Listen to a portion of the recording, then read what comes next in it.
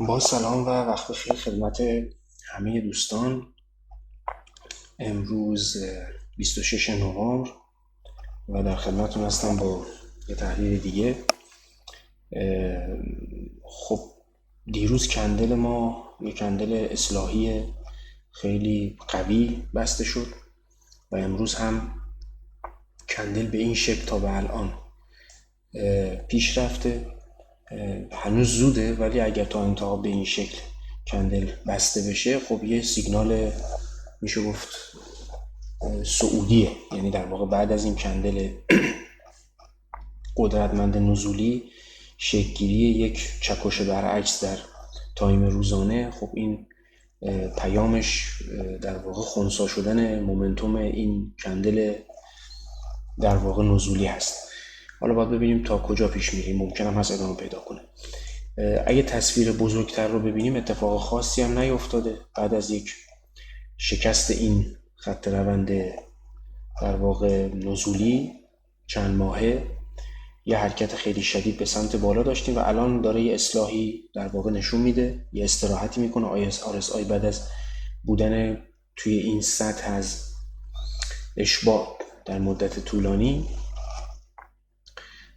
حالا داره یه اصلاح منطقی میده. بنابراین اتفاق خاصی نیفتاده، در واقع یه فرصت خریده و اینجا هم توجه بکنید که از زمانی که حرکت صعودی ما شروع شد ببینید در اینجا مووینگ 25 حمایت کرده. مووینگ 25 حمایت کرده، مدت طولانی از این مووینگ فاصله گرفتیم و چه بسا حالا بخواد برگشت بزنه. کجاست؟ مووینگ 25 رو 87 86 87 که اگر یادتون باشه مدت ها ما توی تحلیل های قبلیمون این عددی بود که توی مارکت اسکرینر هم مرتب به عنوان کف هولوش 85 به عنوان کف در واقع به ما معرفی میشد که خب کنده شد زمانی که اینجا بودیم. سقف تاریخی 93 که شکسته شد به سمت بالا، دیگه اون گزینه هم از روی میز برداشته شد و کف ما اومد بالا. بنابراین تا اینجا هم پایین بیان بازم هیچ اتفاقی نیفتاده. روند صعودی در واقع مسیر خودش هست. بریم تو تایم 4 ساعته هم خب میبینید که زون پایینمون در ابتدا لمس شد، کمی حول و حوشش بازی کردیم و دیگه شکسته شد. چیزی که دیروز به نظر من شاید باعث در واقع شدت این ریزش و شکست این زون شد این کندل بود. یعنی این کندل شروع کرد به در واقع با مومنتوم شدیدی شروع کرد به ریزش که همون لحظات بود. دیروز بعد از ظهر بود فکر میکنم که من یه نوتیفیکیشن خبری روی یکی از کانال‌ها گرفتم که یک پوزیشن در واقع شورت سنگین روی بایننس به مبلغ نزدیک 2 میلیارد دلار بسته شده که در عرض حدود فکر میکنم اون خبر نوشته بود در عرض 14 دقیقه قیمت رو کشون تا 95,000، یعنی تا این حدودا کشونده بود پایین. همینجا تا این حدودا قیمت کشونده بود پایین و من به نظرم اون حرکت در واقع باعث ایجاد یه پنیکسل تو بازار شده. قطعا اون باعث ایجاد ترس شده، یعنی چون ببینید ما اینجا هم یه فروش داشتیم دیگه، یه فروش اینجا یه فروش اینجا، برگشت قیمت به بالا، حتی قیمت اومد های قبلی رو هم زد، یه ساختار تامین نقدینگی ایجاد کرد، اومد پایین و اینجا این فروش سنگین دیگه بازار رو ترسوند و الان در این وضعیتی هستیم که میبینید RSI جا برای پایین رفتن داره. یعنی ببینید ما اینجا مووینگ 100 رو داریم در تایم 4 ساعته که میتونه بهش برسه 90,000 هست که میتونه بهش برسه. بنابراین تارگت در دسترس الان و میتونیم تا اینجا پایین بیایم. RSI هم اجازه میده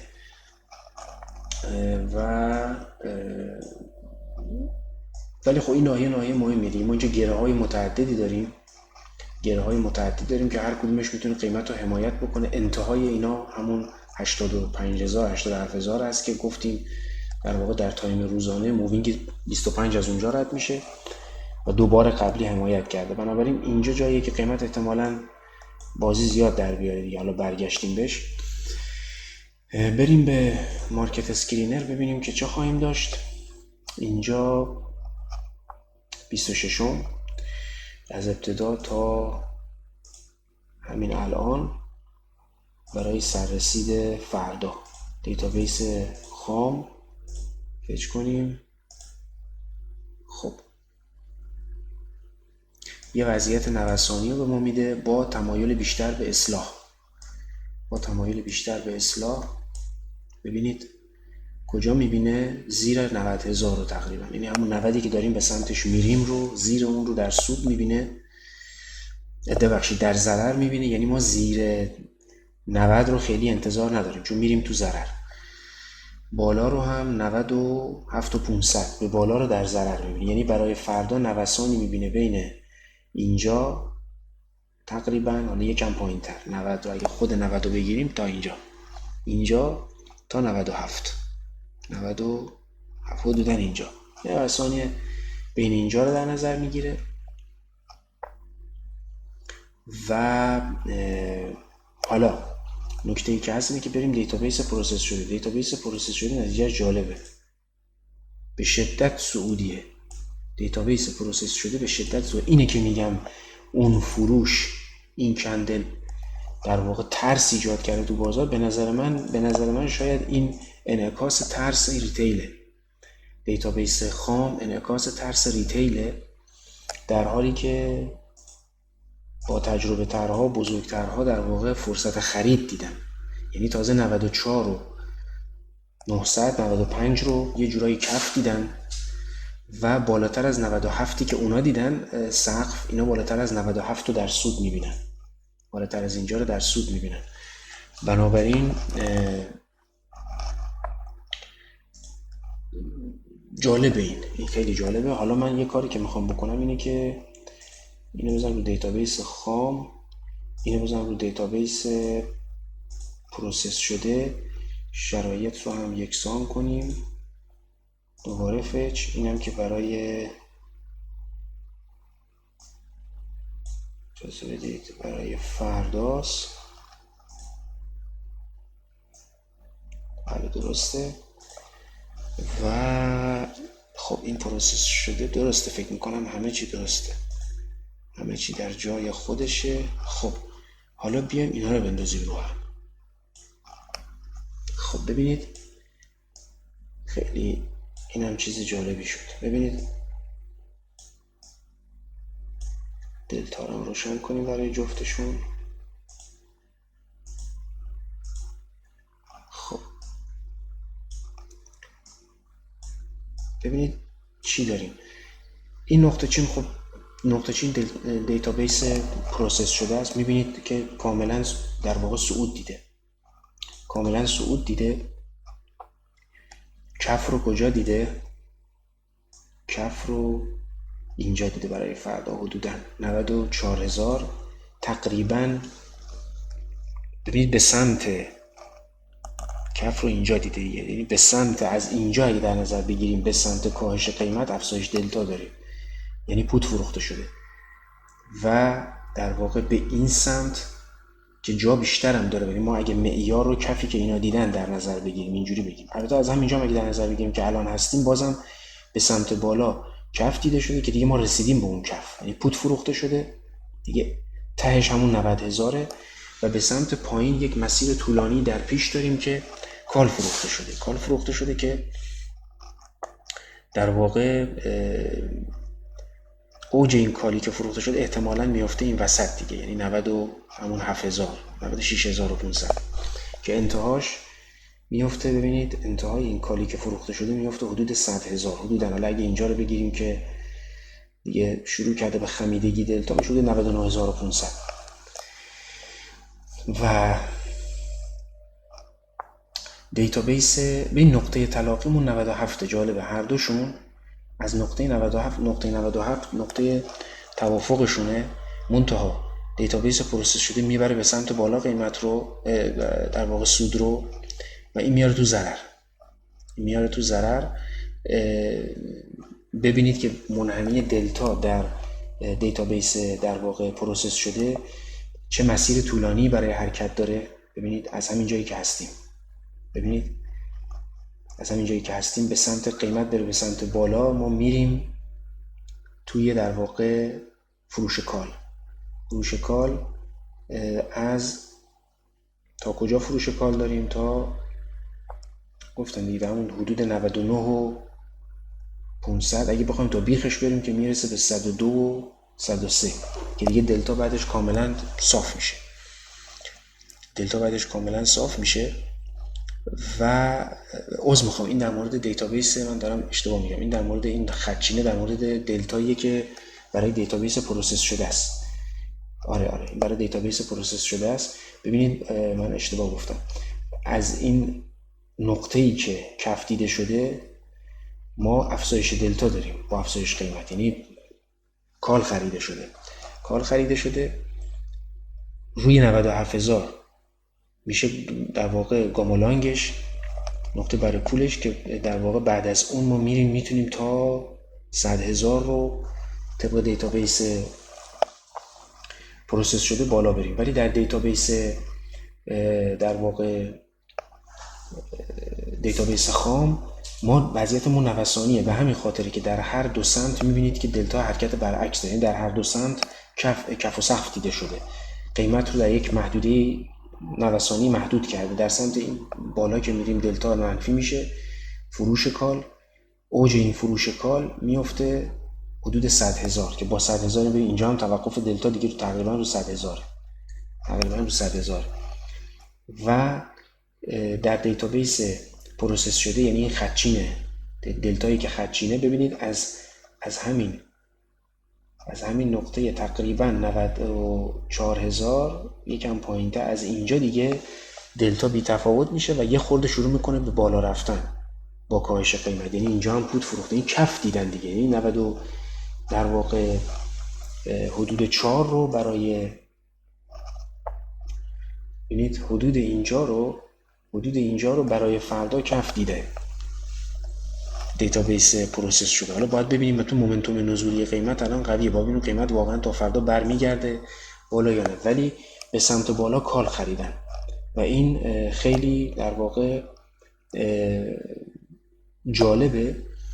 حالا من کاری که میخوام بکنم این که با توجه به اینکه دیتابیس پروسس شده ما، ببینید دیتابیس پروسس شده اون 700 بیت کوین تا به الان، خب طبیعتاً با تو ساعت پیش رو بیشتر هم خواهد شد. دیتابیس خام ما 1700 بیت کوینه. خب 700 بیت کوین هم کم نیست، یعنی عدد خوبیه. من با توجه به اینکه ما وزن بیشتری میدیم در مواقعی که دو دیتابیس با هم همخوانی ندارن، به دیتابیس پروسس شده وزن بیشتری میدیم، اجازه بدید من برم و باقی تحلیل رو دیتابیس پروسس شده انجام بدیم، چون میگم دیگه احتمالاً این روی کرده حالا به نوعی نزولی در دیتابیس خام، حالا شاید هم نشه گفت روی لزوما نزولی، ببینید این خط پررنگ محدود کرده قیمت رو دیگه، سمت اصلاح رو در واقع بیشتر دیده.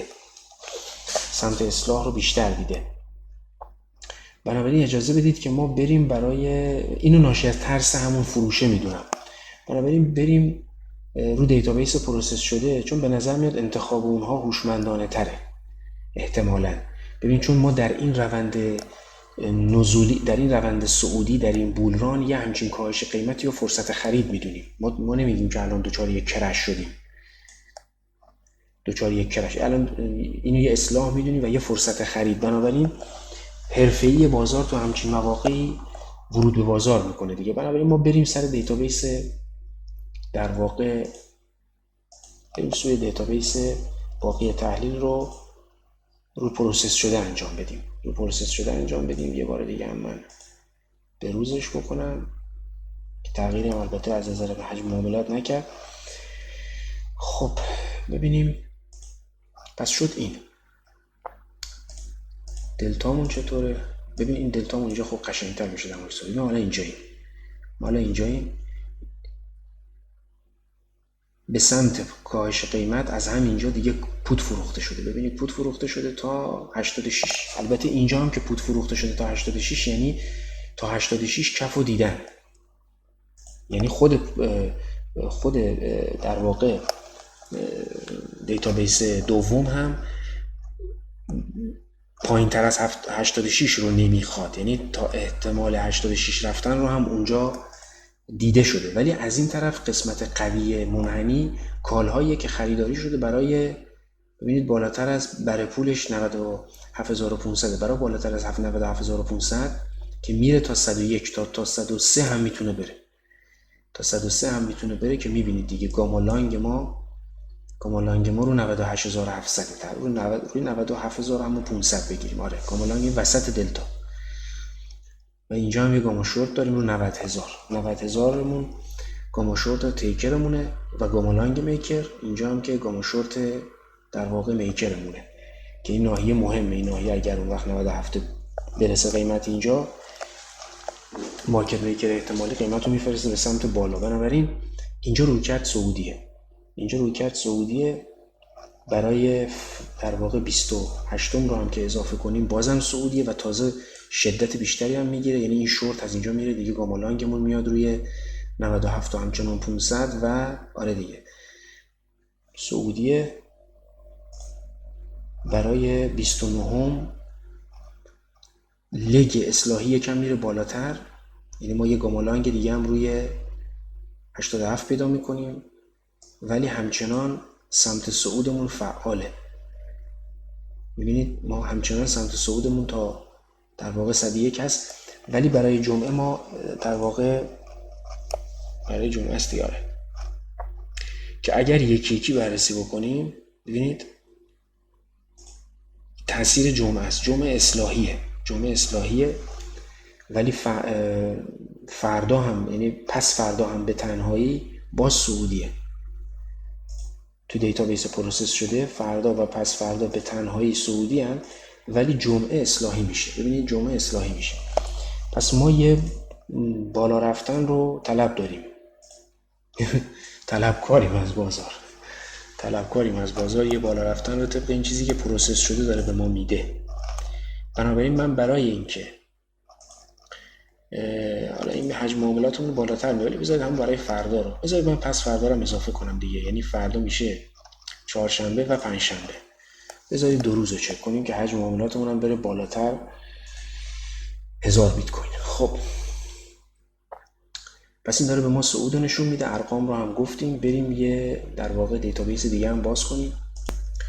خب من بر اساس در واقع دیتابیس پروسس شده این دفعه منحنی‌های خرید و فروش انداختم روی هم دیگه. ببینید ما به وضوح سمت بالامون تو سوده. 97000 معروف نقطه توافق خریدار و فروشنده در دیتابیس پروسس شده است برای فردا و پس فردا و در سود هم هست دیتابیس و 89500 هم حدود 90000 در سمت پایین هم توافق در اصلاحمون هست. پس ما توافق اصلاحیمون میشه این حدود 90000 تا 89000 خورده ای تا اینجا. حالا اگه بخوایم زونا رو بکشیم، ببین در سمت بالا خریدارا حدود 96000 رو دیدن، حدود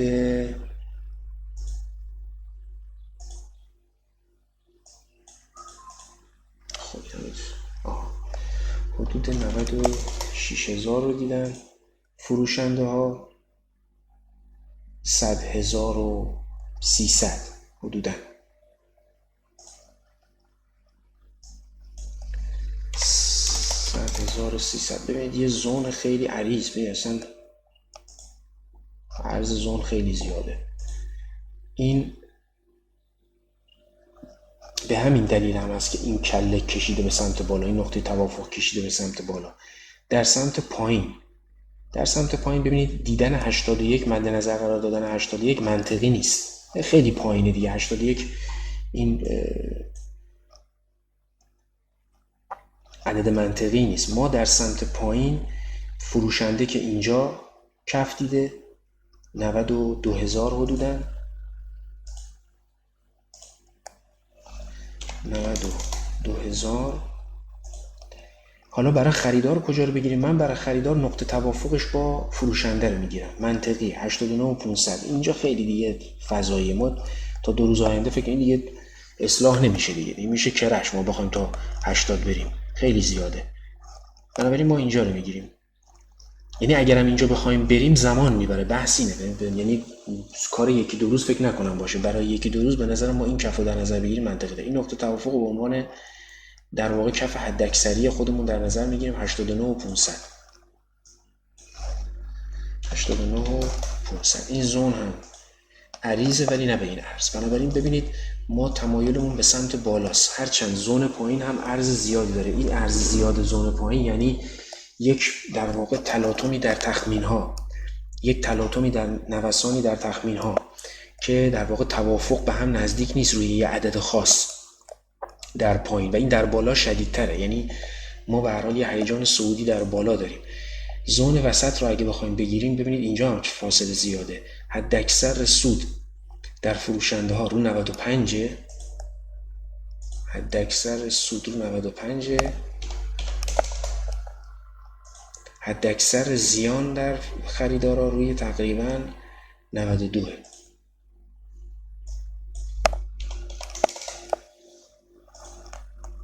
ببینید چجوری شد، خیلی عجیب و غریب و زونا با هم، دوتا زون که اصلا به هم حالا چسبیدن و فعلا در این ناحیه قرار داریم دیگه. فعلا در واقع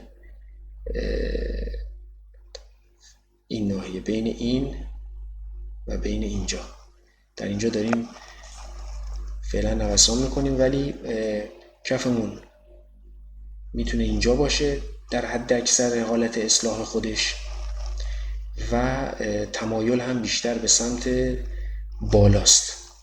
البته فعلا با این مومنتوم نزولی در نظر بگیرید که ما ممکنه میگم در درجه اول تا این 90,000 تا مووینگ 100 و بعدش تا یه خورده زیرش تا اینجا هم ممکنه بیایم، ولی شرایط برای فردا و پس فردا در واقع صعودی نشون میده. حالا من بیام و اینو حذفش بکنم، بیایم سر نمودار خودمون، شورت ها رو فعال کنیم، یونانی ها رو هم که روش صحبت کردیم. فقط من یه بار دیگه اینو در بیارم، این منحنی رو ببینیم کاملا صعود مشخصه دیگه. ما الان اینجاییم، به سمت پایین خیلی جا برای حرکت نداریم. به سمت پایین ببینید یه مقدار قرارداد فروش پوت هست که داریم میریم به سمت قیمت، میره به سمت پایین، دلتا کاهش پیدا میکنه تا همینجا، تا حدود 89,500. بعدش دیگه دلتا بی تفاوته. یعنی ما تا اینجا فروش پوت داریم که کف دیده شده، بعدش میریم ببینید، بذارید ببینم، آره دیگه برای فردا هم که هست دیگه. این شورت اینجا هم گاما شورت از بین رفت.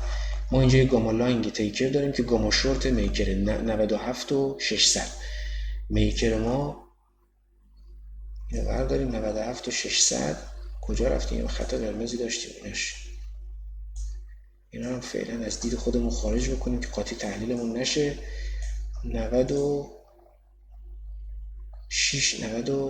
و 600 97 و 600 ببینید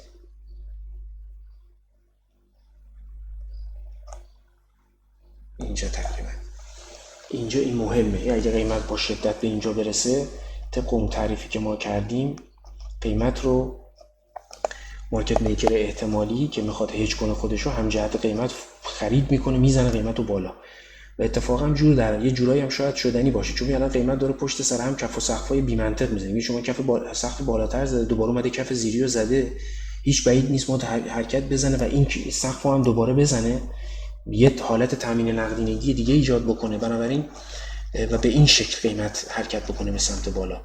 این حالت هیچ در واقع بعید نیست. اینم وضعیت در واقع گامای ما. بریم یه چکی بکنیم سایدمونو. 848 تا خرید داریم، ببینید 779 تاش خرید کاله، یعنی اصلا هر هیچ حرفی باقی نمیمونه برای فردا و پس فردا. 779 تا خرید کال و فقط 69 تا خرید پوت. خرید پوتمون برای چه اهدافیه؟ 92 93 2 تا 86 داریم، یعنی عمدتاً برای 90. یعنی میانگین شما 90 در نظر بگیرید که ممکنه ما بیایم پایین خرید کالمون برای کجاست؟ همه 97. ببینید 97 خیلی مهم، به خاطر همین گاما شورتمون افتاده اونجا. یعنی در واقع بالاتر از 97 رو در سود دیدن. یعنی ما به 97 که برسیم تازه به نقطه برای پول این معاملات رسیدیم که اینا بعد از اون ایندمانی میشن در پول و در واقع میرن تو اصل. ببینید همه 97 متفق القول، خیلی جالبه. 97 99 98 آخرا داریم، یه دو تا 104 داریم. یکی از 104 ها سنگینه، 33 بیت کوینه. میبینم خیلی جالبه، 33 بیت کوینه که البته ببینید آره دیگه لانگ کاله. بنابراین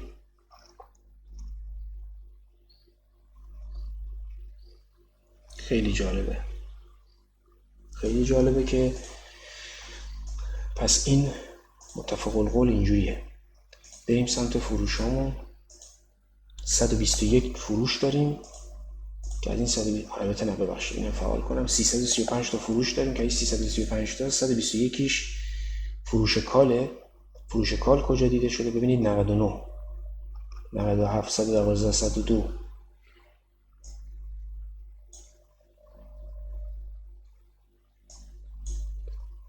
پایین‌تر هم البته داریم، 99 داریم، 97 داریم، 93 اینجا یه فروش کاله. فروش پوتامون چجوریه؟ فروش پوتامون 214 تا. ببینید فروش پوت‌ها بیشتره. فروشنده ها میخوان در قیمت کف وارد بازار بشن که اون سقفی که خریدارا دیدن رو در واقع روش سود کنن. اینجوری همکاری دارن میکنن. ببینید فروش پوت ما رو چند اهدافی؟ 88 94 داریم، 93 95 ولی بیشتر ببینید 90 93 88 یعنی کفایی هم که دیدیم حالا میانگین چشمی ما مقایسه بکنیم باز همخوانی با کفی که اون طرف یعنی خریدارای پوت دیدن هم همخوانی داره. خریدارای پوت هم دیدید نهایتاً. بله عرض میکنم خدمتون، میبینید که در واقع کفی که فروشنده های پوت دیدن با در واقع خریداران در واقع پوت در اون سمت یه جورای همخوانی داره. اون طرف هم فکر کنم 86 85 86 بود دیگه تقریبا. و هم البته 80 بذار یه نگاهش دوباره بندازیم دیگه. خریدارای پوت، آره خریدارای پوت ببینید 86 تا داشتیم و 92. یعنی وقتی کسی پوت رو 92 میخره یعنی انتظار کف پایین‌تر داره. اینو در نظر داشته باشید. این 92 نقطه برای پولشه در واقع. اون حساب کرده که قیمت تا 90 بیاد پایین، تا 85 بیاد پایین مثلا. بنابراین با هم همخوانی داره. کفایی که اون دو طرف دیدن با هم همخوانی داره. پس دیدیم که اون طرف فروشندگان در واقع فروشندگان پوت در سمت فروشنده ها بیشترن که در واقع میخوان ورود به بازار بکنن برای همون حرکت صعودی که احتمال میدن. خریدارها در واقع دارن احتمال میدن. بنابراین اینم نتیجه گیری که میتونیم از این قضیه داشته باشیم. من اینو فعال بکنم،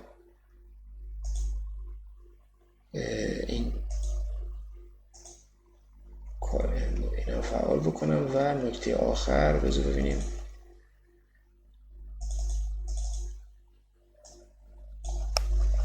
آیدی رو 70 کنیم ببینیم چی میشه. صعود یه خورده حتی شمایل منحنی صعودش در واقع شدیدتر هم شد دیگه. با اون شدتی که خرید کالها داشت دیگه چک کردن آیوی خیلی چیزی رو تغییر نمیده. ببینید سعودیه. بنابراین